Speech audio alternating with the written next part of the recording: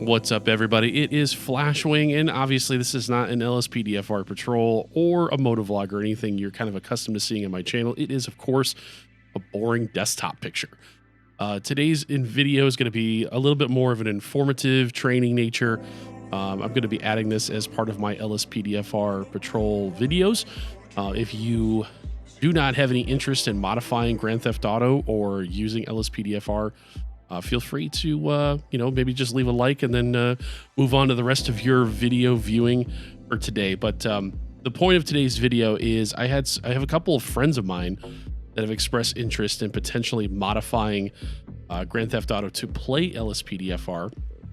And so I thought I would make a video that might help cut through some of the learning curve because there are some aspects of modifying Grand Theft Auto that can take some time to learn to understand. I don't profess to be an expert. Nothing I show to you today is going to be altering tremendous amounts of the game's code. It's just going to be basically the editing and configuration of various aspects of the game.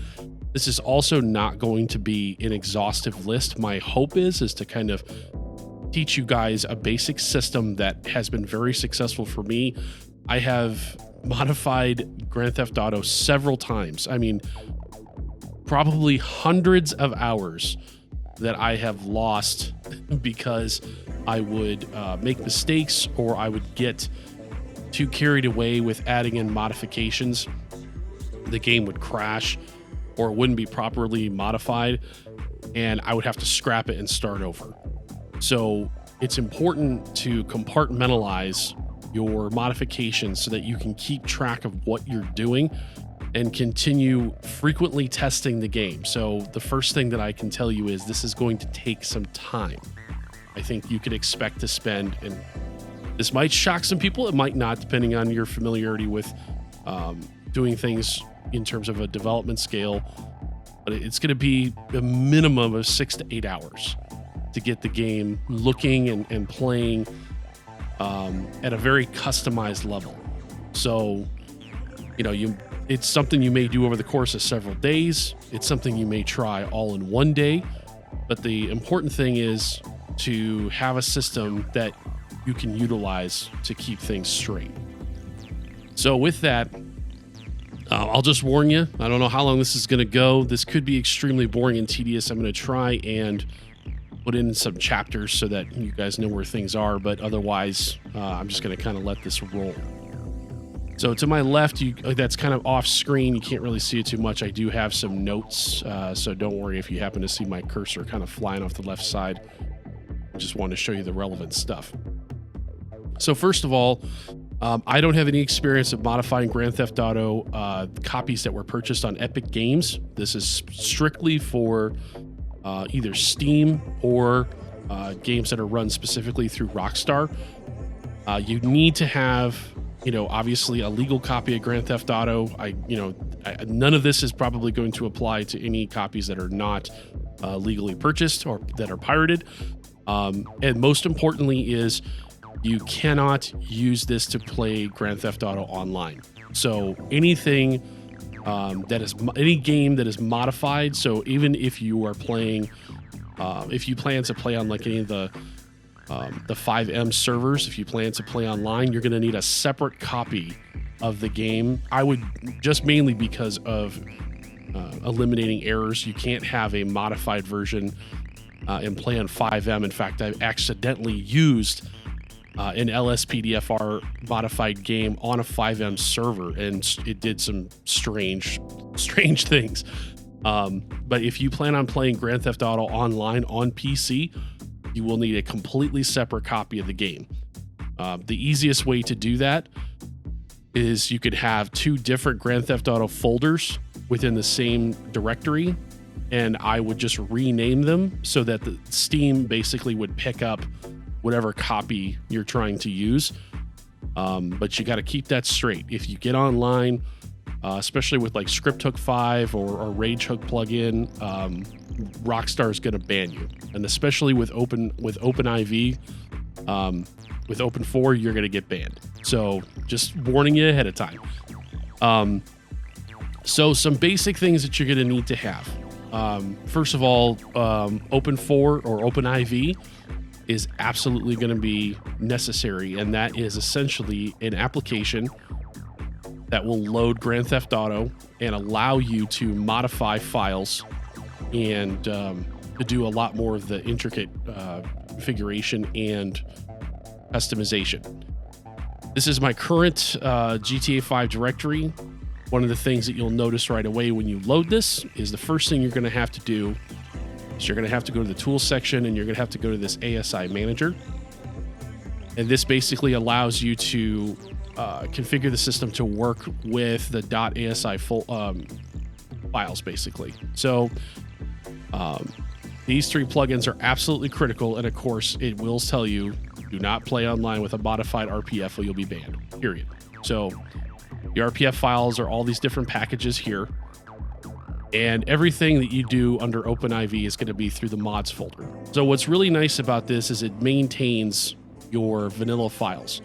So if you make a mistake and you know where it is, it's, you know, basically going to pull in all these different packages that you have updated into your mods folder, and it will run them exclusively from there. So if you make a mistake, if you modify a file and your game's crashing or otherwise it's not behaving the way it's supposed to, you can always go and find that file in the unmodified game section and drag it in and overwrite the file. So, but OpenIV is, I'm just going to say it's an advanced tool. I don't know what your skill level is, but modifying it through here, it's going to take some time for you to become familiar about where everything goes. But we're not going to start here first, but it is good to get this application downloaded. You're going to need to go to the Asi Manager. You're going to need to install all three of these items. It's a really good place to start. All right, so the first thing, of course, you're going to spend a lot of time on LSPDFR. I'd recommend just getting an account and just getting registered there. This is going to have everything that you need. And of course, you're going to end up browsing to the downloads area. And the page is very easy to navigate. You know, they have everything broken down in terms of popular files, stuff that's been updated, the latest, things like that. And you're going to notice a bunch of sections here. It's, again, very self-explanatory. You'll have to download the LSPDFR package first. There's some essential modifications, at least essential per the people who run the site. You have vehicle models and vehicle textures. And these are not the same thing. Models are the actual 3D rendered vehicles, which I'll show you a bit on how to install those. There's a couple different methods. Textures, of course, are just going to be the textures that go on top of the models. I don't use vehicle textures very much, and the reason why is because they're model dependent. So unless people are making textures specifically for someone else's model, they're not going to look right. And I don't have the patience to try and tweak them. I don't have any experience with doing any of the modeling, so I have to depend on other people to essentially do that work for me. A lot of your time is going to be spent in scripts and plugins. This is going to be essentially where you're finding all of the different script modifications, and they're everything from callouts to AI changes to, you know, grammar police, which is an up and coming rather large modification that replaces something called vocal dispatch, which allows you to use voice to interact with a, you know, computer generated dispatch and do various different commands. You're going to find a mishmash of all sorts of different things. You're going to find ambient events. You're going to find, you know, different types of tools. You're going to find, you know, changes to the game itself. There's a whole ton of stuff under the script section. This is probably the area that I spend the most amount of time in. You know, characters, again, are going to be character models or items that your character might use. This is another area that will take some time because the items end up getting categorized sometimes in places that don't make a lot of sense. Something could be labeled as an accessory, something that could be labeled as armor. So, you know, the way that GTA categorizes all of the different clothing items and kind of how they work on your what they call a PED, which is essentially any person character in the game. Just something to keep in mind. You know, this is something you have to follow the instructions with. Usually the READMEs provide a lot of information, so you absolutely have to read the READMEs because they'll tell you where to put the file.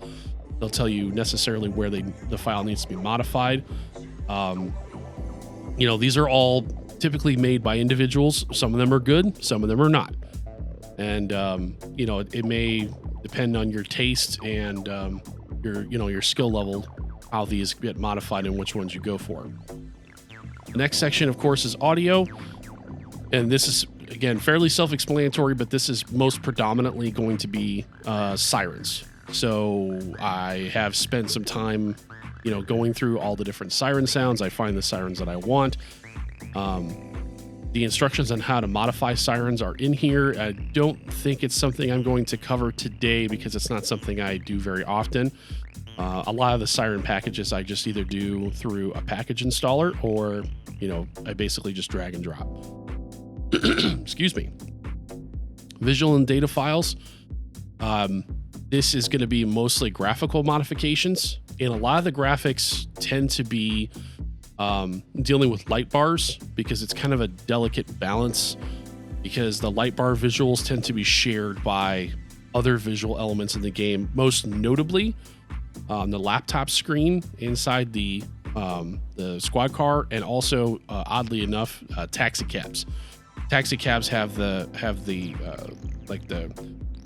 advertisements on top, and they tend to share the light configuration with vehicles in general.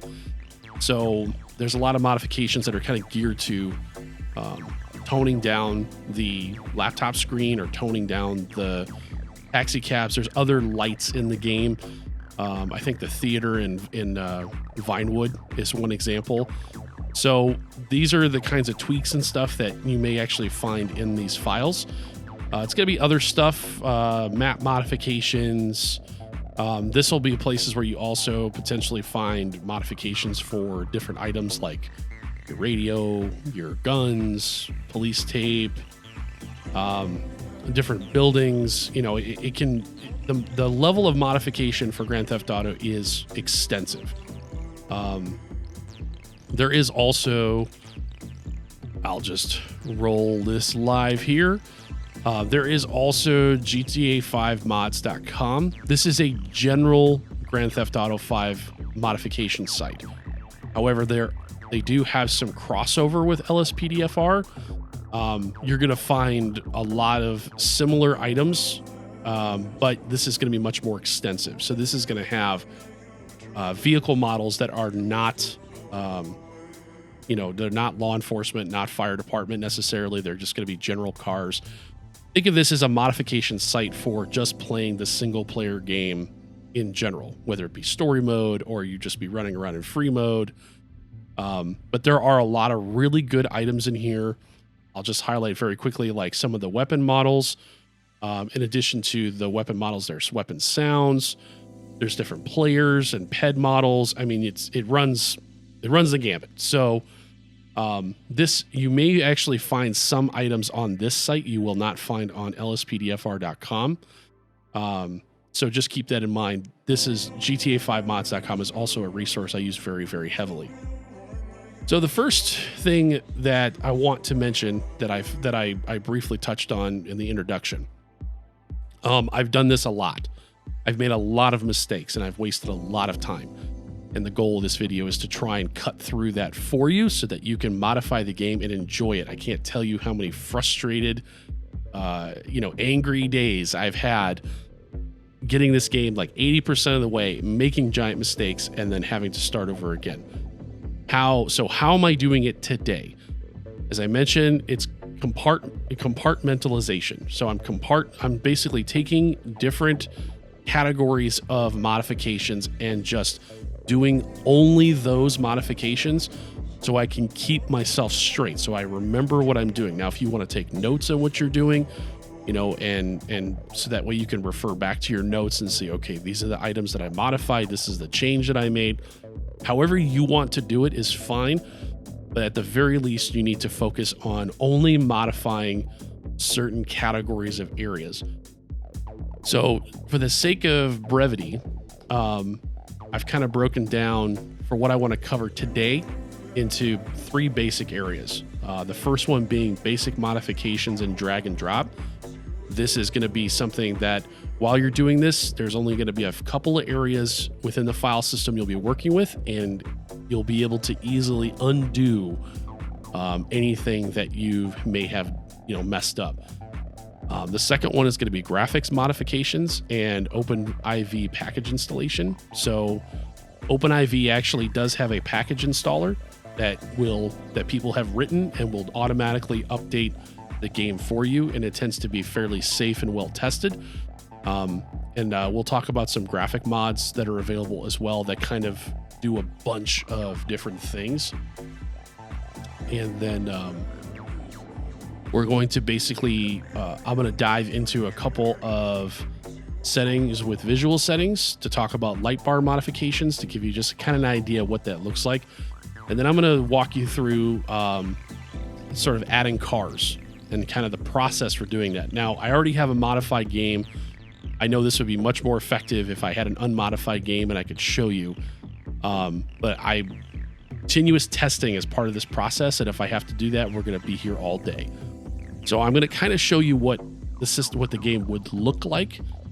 And that's probably about the best that I can do now. I can always try and do something later while I'm actually working on the game, but the game is already pretty well configured for what I want.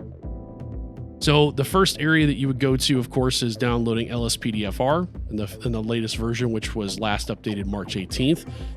Something to keep in mind too, in addition to compartmentalizing, what the work you're doing and to keep everything sort of categorized, make backups. About every couple of days, I am making a complete backup of the game. I'm taking the entire GTA 5 folder, which is probably about 140 gig right now because of the duplication within the mods folder. And I'm backing it up. I'm doing a full backup. I don't replace it. I delete the old backup and I bring in a completely fresh backup. Back up your game. It has saved me many times in the past when I have made mistakes and I didn't know where the problem was. The second thing is, of course, is frequent testing.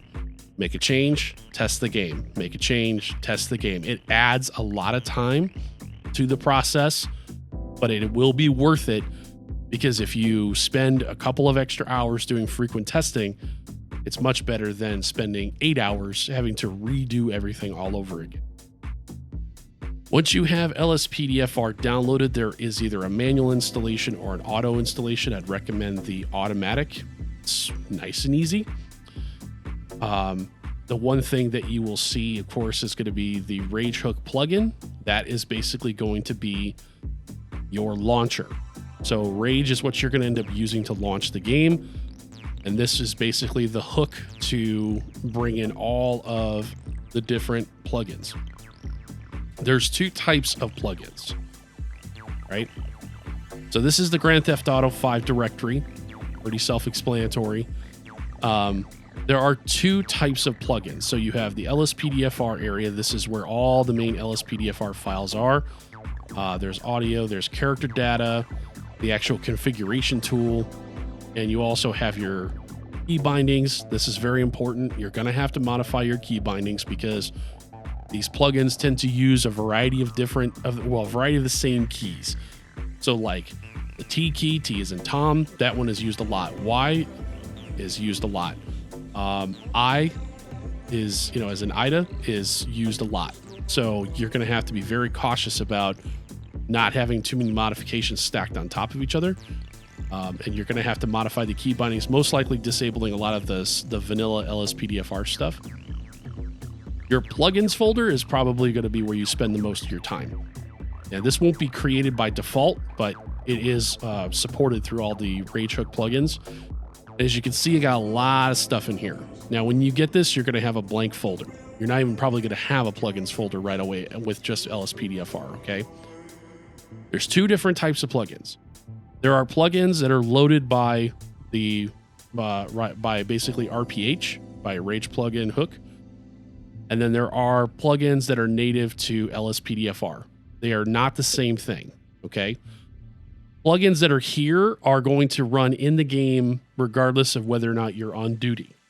So in the past, from my understanding, whether it was an RPH situation or it was a Grand Theft Auto 5 situation, the game did not like having a lot of plugins that were not native to LSPDFR.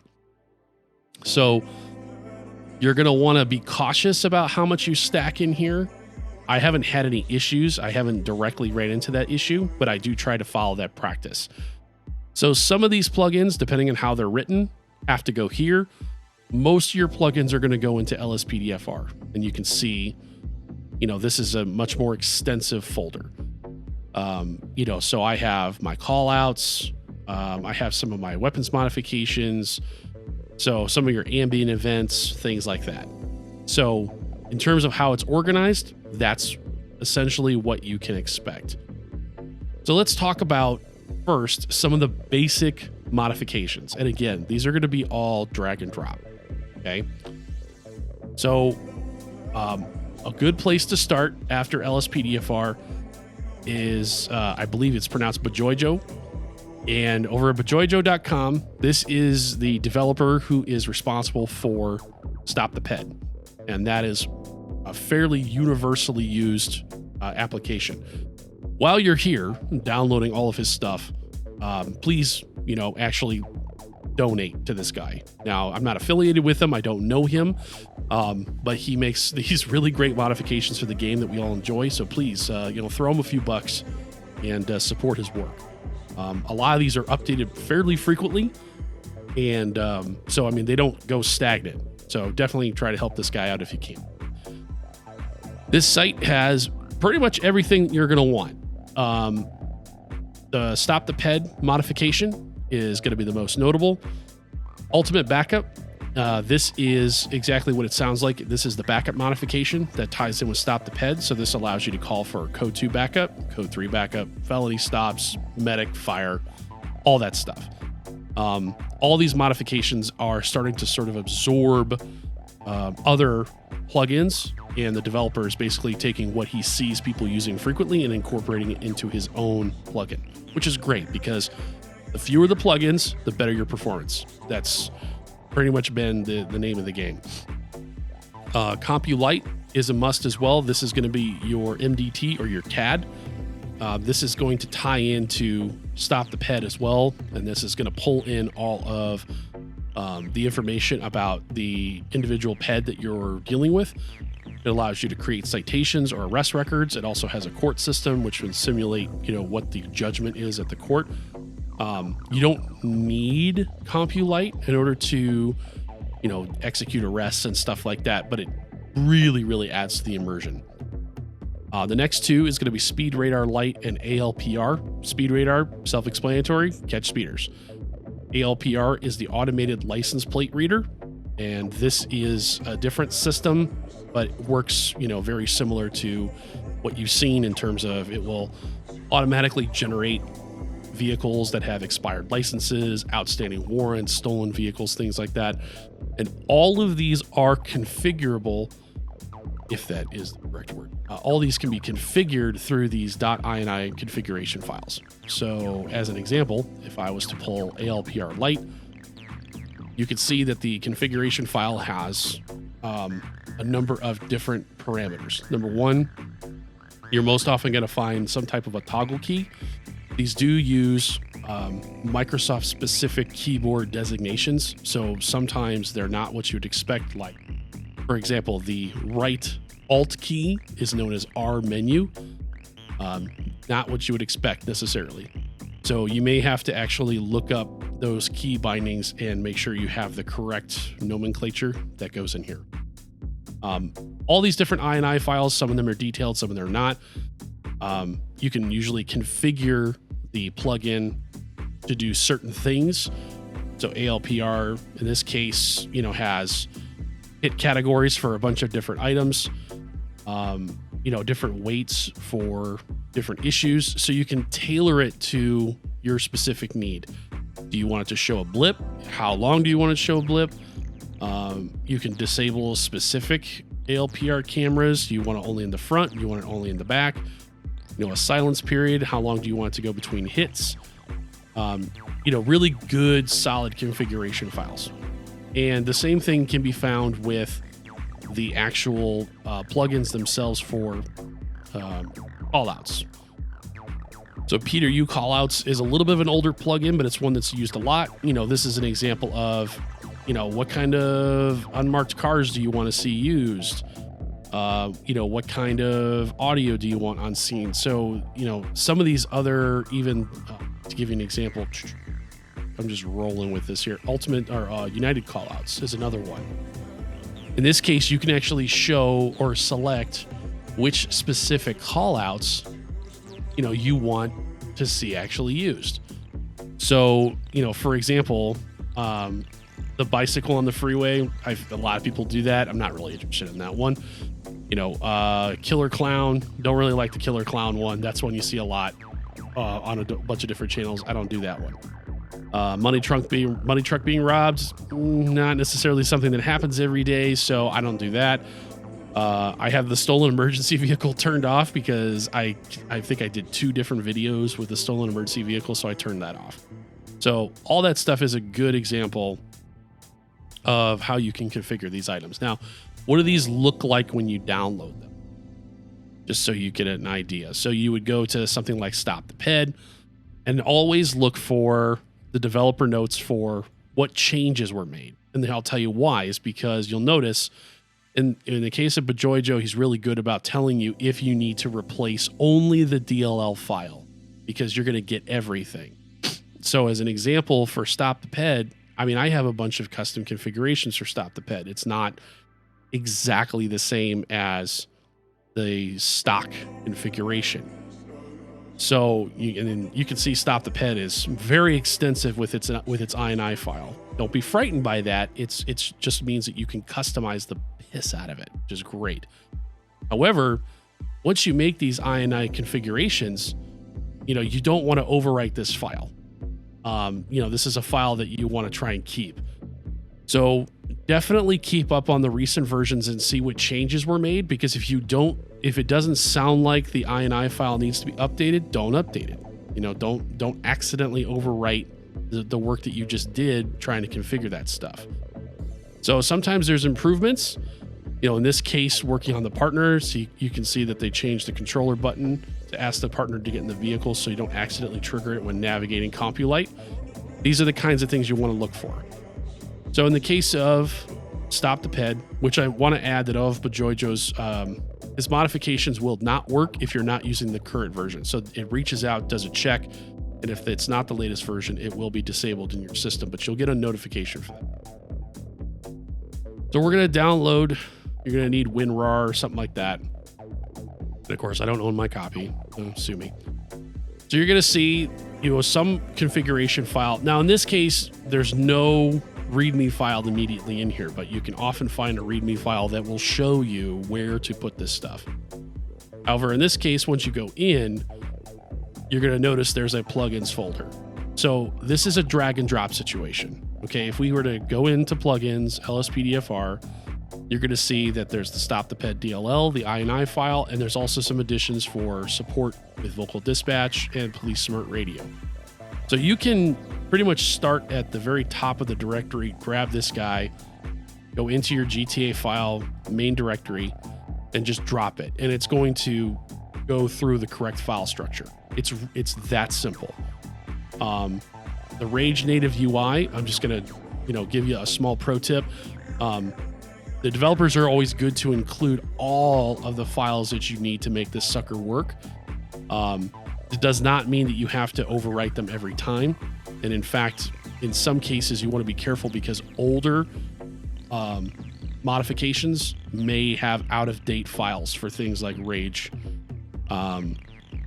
There's some other plugins as well. So you have to be cautious because if you overwrite a newer file with an older one, it won't work. So that really is the situation with regards to drag and drop. Now, what kind of other modifications should you get? And again, it's totally up to you, but I'll walk you through some of the essential mods. EUP is definitely a good one, and this is an example of a package installation. I'm not going to do a package installation, sue me, but I will show you how it's done. Anything with a .oiv file, which is where EUP actually will provide you, can be installed through OpenIV. And all you would do is come in here, do Tools, Package Installer, and then you're going to browse to the location of the package. And I could probably, cheat, but you double click on the package, it'll bring up an installer, and you just run it. It's that easy. Some of the package installers will have an uninstall feature, some of them do not. So you have to be very cautious that if you're doing the install, it's probably going to be unreversible. Another example is ELS. ELS is a configuration tool for your light bar. There are two different types of vehicles. There are non-ELS and there are ELS. Non-ELS basically have one light pattern and one light pattern only. It's just like the standard GTA car. You hit the siren button and the lights turn on. You get like one or two siren sound configurations, and then that's it. So it's an easier configuration than ELS. I'm actually going to try and link in the description a video on how to configure ELS files. There is a gentleman who has a video I've referred to several times. It's extensive, and he's very good and detailed about it. I'm not going to cover ELS because that's also a very highly customizable item. So other examples, Grammar Police is another one, which sadly has not made this list yet. That is another essential item. Otherwise, everything from Bajojo's page, Stop the Ped, CompuLite, Speed Radar, Ultimate Backup, things like that. You'll want to come and get some callouts. I've had a lot of good success with United callouts, but again, this is, take note that if you're watching this video like a year or two from when it was created, there's going to be different stuff, okay? Right now, like some examples of some top hits, I do have Grammar Police, I do have United callouts, and I also have Clear the Way. So Clear the Way is an example of a AI modification that helps aid the AI in properly getting out of the way for emergency lights. It's tries to make the AI act a little bit more realistic, and it's not a perfect system, but it does help. Deadly Weapons is another one. Super Events, Super Callouts, I have those. I have Scene Manager. So these are all drag and drop, and that should be fairly simple and easy to do at this point. Okay, so next I want to talk about graphics modifications. There are there's two different categories of graphics modifications. There's stuff that you can drop in on top, and then there are changes that you can make in the game yourself. One of the more popular ones is one called Natural Vision. And Natural Vision, of course, is a sort of all-encompassing modification I'm having.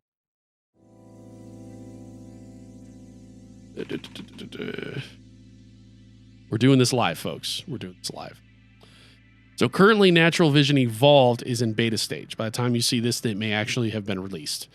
But GTA 5 Mods does have the previous release version of Natural Vision. This is one of the major types of modifications. And I think you can actually find this on LSPDFR as well. In fact, if we go to Visual and Data Files, and we go to the sort by most downloaded, LSPDFR EUP configurations also is a good one. So there's a bunch of different types of graphics modifications. So Natural Vision Evolved does a whole lot of stuff. It modifies graphics across a variety of different levels, and it is a package installation. I think you can do manual, but that's a package installation that I would highly suggest. Another one is Visual 5. This is a different type of graphics modifications. Now, sometimes people will run these on top of each other, so they'll install Natural Vision and then they'll install Vision 5. It is kind of up to you on what you want to do. There are other graphic enhancements, something that's referred to as ENB. This is stuff you'll all have to research on your own. I think for the time being, if you're just new to this, just focus on the graphics modifications that are installed by a package. It's the easiest way to do it. So the second way of graphics modifications that I want to highlight is your visualsettings.dat. So this is where we come into OpenIV and we start getting a little crazy. So I do a lot of stuff through the search function. So we're going to do visualsettings.dat. And you're going to notice that some of these areas are in purple. These are the areas that you want to modify because these are part of your mods folder. In the case of visualsettings.dat, we specifically are going to be looking for the version of Grand Theft Auto mods update/update. Now, something I'll cover later on with the car section is there is a hierarchical structure to Grand Theft Auto's DLC package. They basically have coded the game so it picks up the most recent file within that hierarchy. So there's going to be, patch day 3, patch day 5, patch day 19. The more recent the DLC package, that is where the game is going to pick up the actual modification. So you'll find that the same car, for example, exists in multiple places. In this case, the visualsettings.dat file exists in multiple locations. In this case, update/update is going to be the one that we're going to use. So keep in mind when you're trying to modify cars, pets, things like that, if you have a choice between, if you have the same file in multiple locations, you have to use the one that is the most recent patch day, the most recent DLC update, if it isn't a DLC package. So that's something very important to keep in mind. Otherwise, you're going to put stuff in the game and you're going to be like, why isn't it showing up? So under the update Rpf and then the common data section, there's a lot of stuff in here that you're going to use very frequently. I'm not going to go through all of it, but I'll just touch on it because I'm here. One of the most important items is going to be this DLC list. We're going to come back to this. This is a list of all active DLCs in the game, and it basically tells the game, hey, there's a DLC package over here I need you to use. In addition to that, there's some handling files.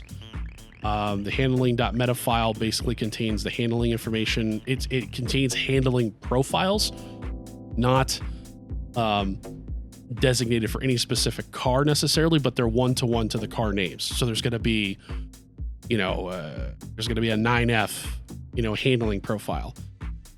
In this case, you can add handling lines for a variety of different cars, for the Charger, for the Taurus, for the Tahoe. There's different ones that people have made to help these cars handle more realistically, because otherwise the handling profile is assigned to police, police 2, police 3, police 4. And in the case of like an SUV that's using the handling profile of a Crown Vic, you're probably going to roll the car.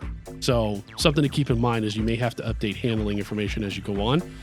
So basically you create a handling profile in handling.meta, and then there is a vehicles.meta file where you basically say, I want this handling profile, and you just type in the name. So just thought I'd throw that in there. Visualsettings.dat. This is going to be an example of some light bar configuration. This is more advanced, so I wouldn't suggest doing this unless you know what you're doing. There are a lot of visual files that just update visualsettings.dat. So you just come in here and you drop it. Now, with OpenIV, you have to go into edit mode. It's going to give you a warning just so you know changes are going to be automatically saved. That opens up the edit feature.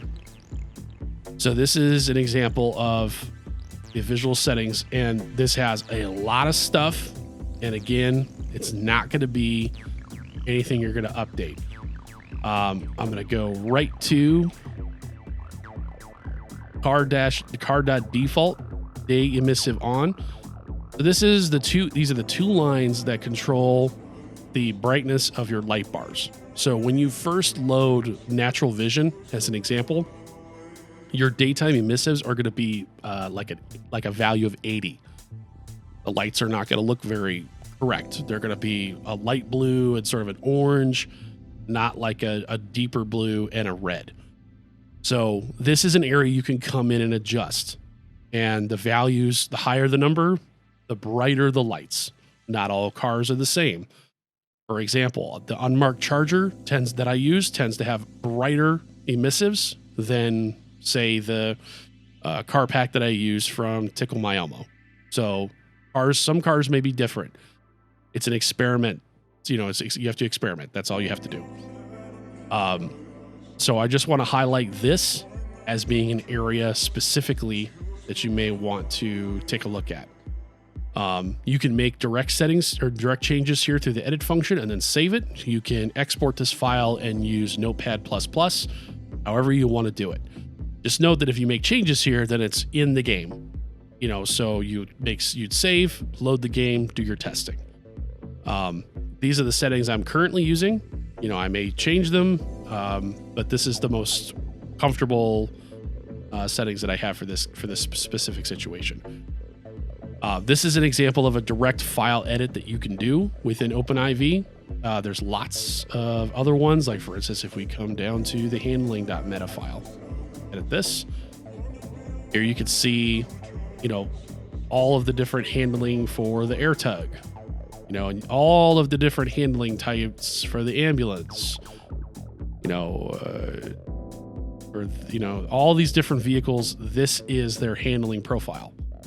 Now, and you can actually go and assign this handling profile to other vehicles if you want, and they'll probably just act very strangely. There's a lot of other stuff in here. Again, don't edit anything if you don't know what you're doing. So visual modifications may take some tweaking, may take some experimentation. There's some recommendations out there for what you should use and shouldn't use. I think it's a matter of personal preference. You're going to have to figure that out on your own. The last thing I will show you is how to install cars. So you're going to go to LSPDFR, you're going to download a vehicle model, whatever it may be. And there are two types of vehicle installations. Okay, there's an add-on and then there's a replace. So add-on and replace are obviously not the same thing. A replace vehicle model typically means that it's going to replace one of the already pre-existing emergency vehicles in the game. So it's going to be cars like police, police 2, police 3, police 4, sheriff 2, FBI, and FBI 2. There's also police T as in Tom, so police transport. There is P Ranger, so P as in Paul, Ranger for the park ranger. There's like the single helicopter. There are a few different standard vehicles in the game that are already emergency services related. The ambulance, stuff like that. A fire truck. Those are, if you replace those files, that is considered a replacement. So you're just dropping the model and overriding the existing model. Now I'll show you how to do that. The easiest way is to search for the specific model. Now they're arranged, mostly by what you would expect. The one thing to keep in mind, police 4 is typically reserved for highway. So any of the highway backups or anything like that are usually going to use police 4. Sheriff, self-explanatory. Police 2 and police 3 are going to be for LSPD. The FBI and FBI 2 are used by the FBI. The FBI 2 is typically a Tahoe or some type of a truck, and that's often used by SWAT. So some of these vehicles will be, you'll see them in other places, like in the case of Ultimate Backup, or not Ultimate Backup, I apologize. One of the modifications is Better EMS, and there will be like a first responder truck for the fire department. They use the FBI 2 Tahoe and then just put a red skin on top of it to make it look like it's a fire truck. So items like that. How I would handle doing a replacement in the case of police is I come into the search function and I'm going to search for police. Now there are a few different files. The one I tend to search for is a police.ytd. I think there's a YFT as well. They're just different model files. So you can see here that I've got police.ytd in a few different places, but only 2 of them are the actual file that I'm looking for. And in this case, one of them is in this x64e.rpf file. But you'll notice another one up here is in DLC packs patch day 1. This is the highest. This is in part of a DLC. So Rockstar had an original police file in this x64e RPF, but they updated it up here. So if you replace this model, it's not going to work. In fact, if I come in here and I open up this model. So the YTD actually contains the textures that go on the car. You know, you're going to notice a bunch of different textures and items. But the police YFT is the one that actually is the model itself. If I open up this model, if you double click on it, you can open it up. You can't edit it, but you can't see it. Now, I've replaced this one because I basically just replaced it everywhere. But in terms of the hierarchy, you might find this actually has the original vanilla police car. So this is the police model that is used in Tickle My Elmo. You'll see the livery and you'll see the actual vehicle. This is actually how it's supposed to look. The tire's supposed to be here and stuff like that. This isn't a mistake. You know, you can zoom in on it, you can zoom out.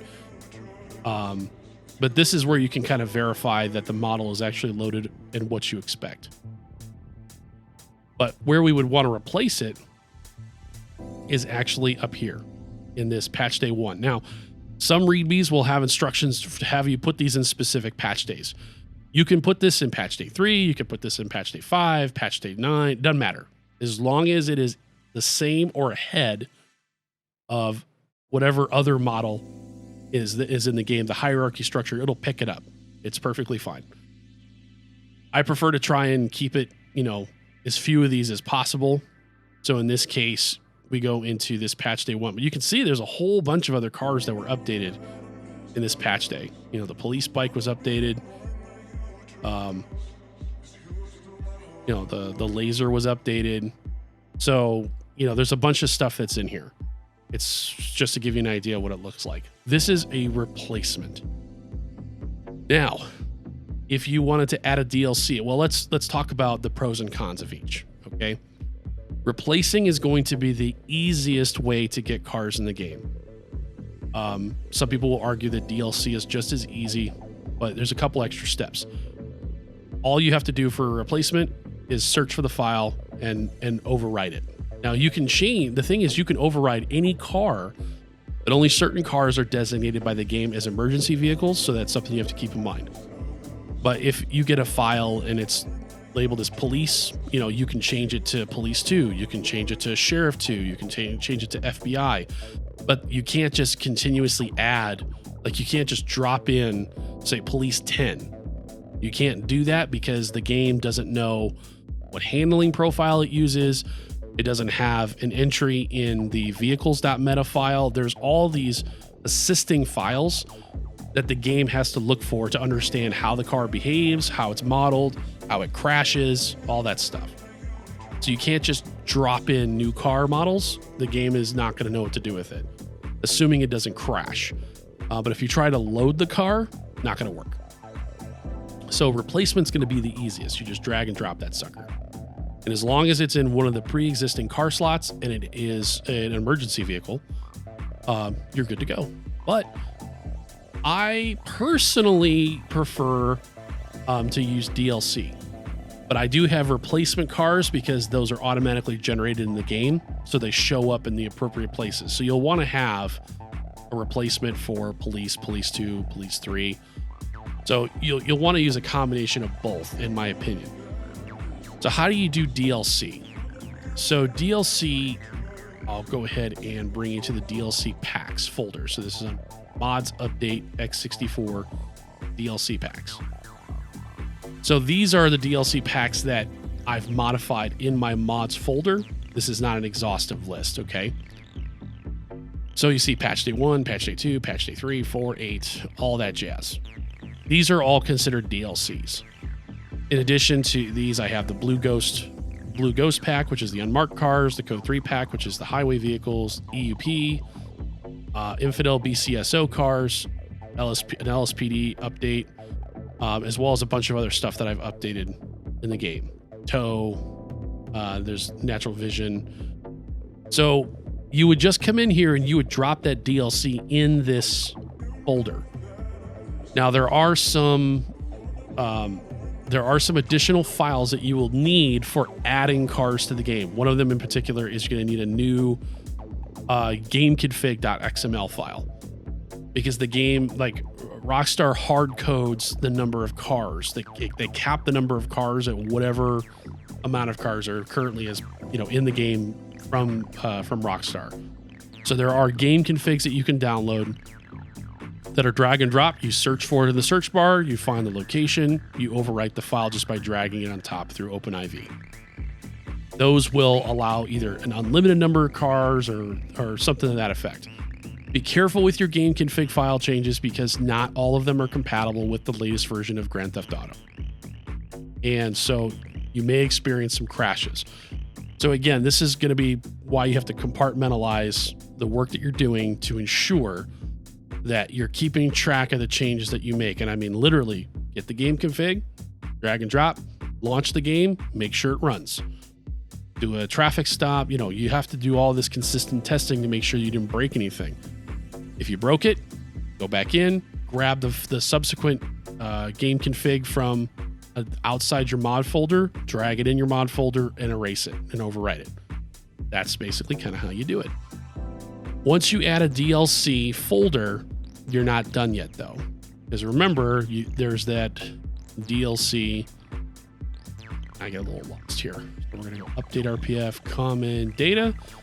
Again, you can search for DLCs, DLC list.xml. I just know where it is because I'm a nerd. So this, if you edit, this is a list of all the DLCs that are running in the game. Now, again, the DLC will contain a README file. The developers will be nice enough to tell you where to find the DLC list.xml, and they'll even give you the item that, the line item that you add. So it has to be listed in here, otherwise the game will not pick it up. So you need to have these items all in there. If you have problems with a DLC, you could always come and delete that line item and it won't load the DLC, even though the folder is still present. I have been running into some issues with car ads where I think I've been hitting an upward limit of either the amount of DLCs I can have or the amount of car packs. I'm not exactly sure. So be careful with how much you add. You may have to take away. But once you're done, you can hit save. I'm just going to hit cancel so I don't make any changes. So that's how you can add DLC cars. And then when you get into the game, which I'm not going to show you directly because I'm just not set up for it. Essentially what you can do is you hit F4 to bring up the RPH native UI.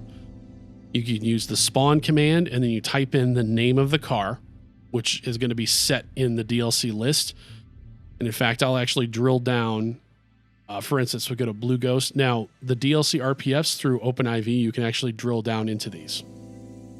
So there's going to be a vehicles.rpf file in each one of these DLCs, and that is going to contain all of the models for all the vehicles that are part of that pack. It also contains all the subsequent files that you need. It has the car variations.meta. It has the handling file. It has the vehicle.meta entries. So these are all the supporting files you need for all of the additional cars. If you don't have these, then the car doesn't work. Pretty self-explanatory. But you can even dive in and see the specific model. So we can open up the G8, and we can see the Pontiac G8 that's in there.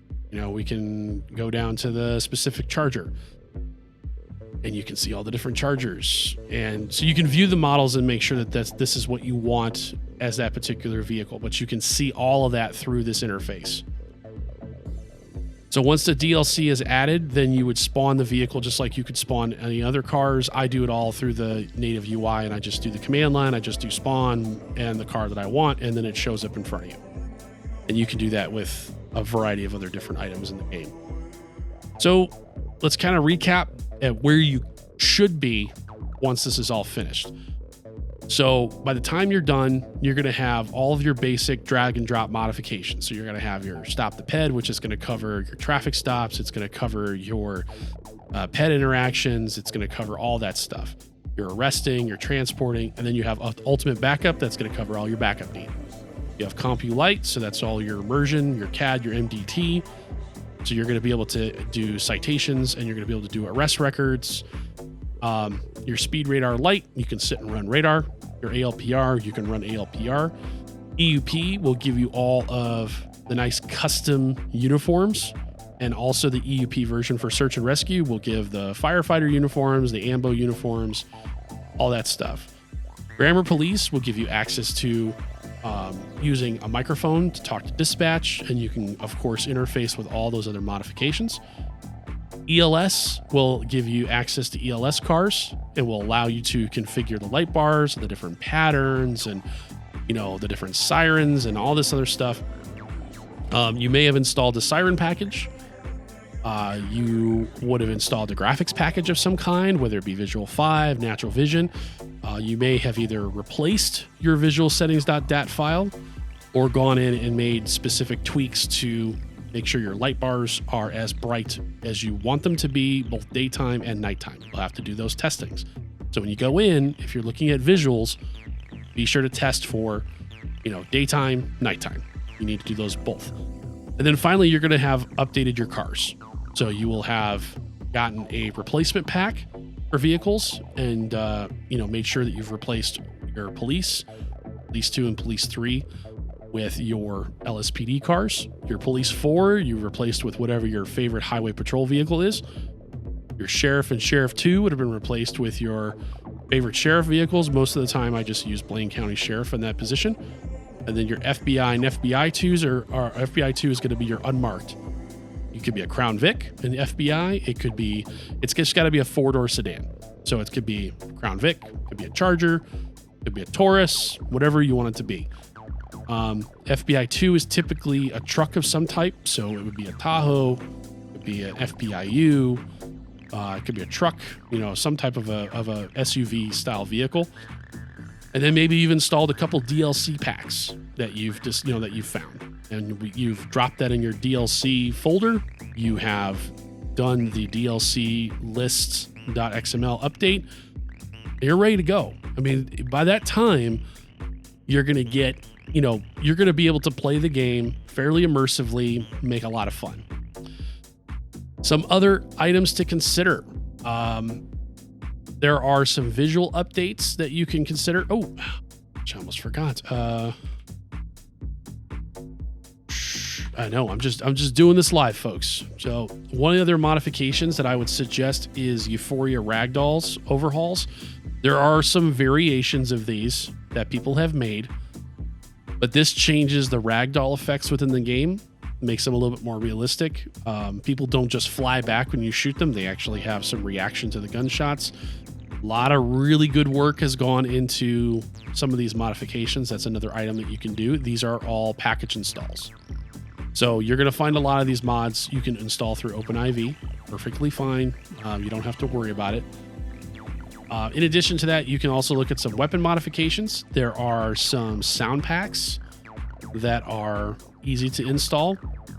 You're going to have to go through these and figure out which ones you'd like.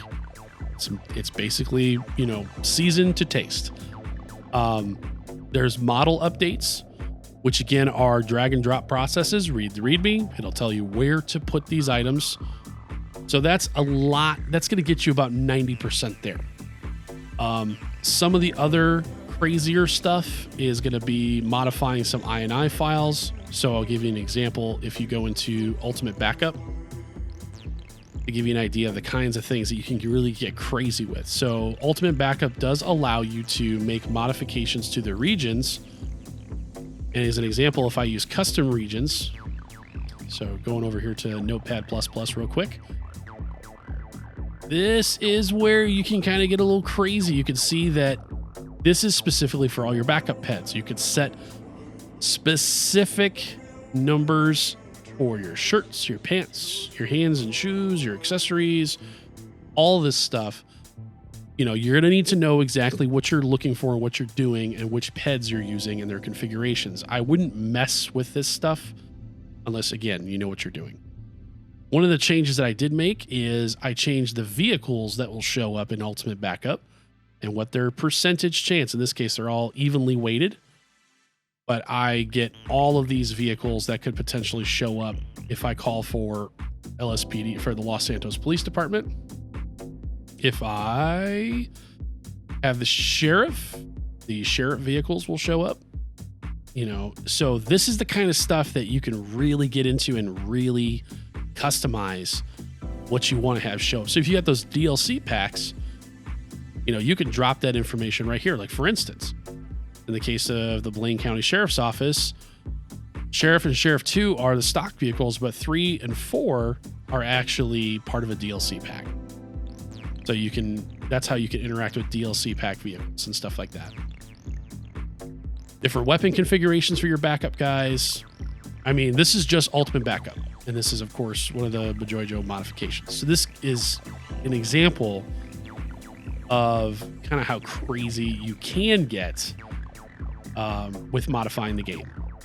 So it's, kind of a season to taste kind of situation. But I think if you were to go through all of the existing steps, this is going to get you almost to the end. And you're going to be able to have a game that's enjoyable. Again, like I mentioned, be sure to compartment, only focus on certain areas of the game. So if you're going to do cars, only focus on cars. If you're going to do weapons, only focus on weapons. If you're going to make, game modification changes, like if you're going to update your game config, just do the game config. If you're doing visuals, just do visuals.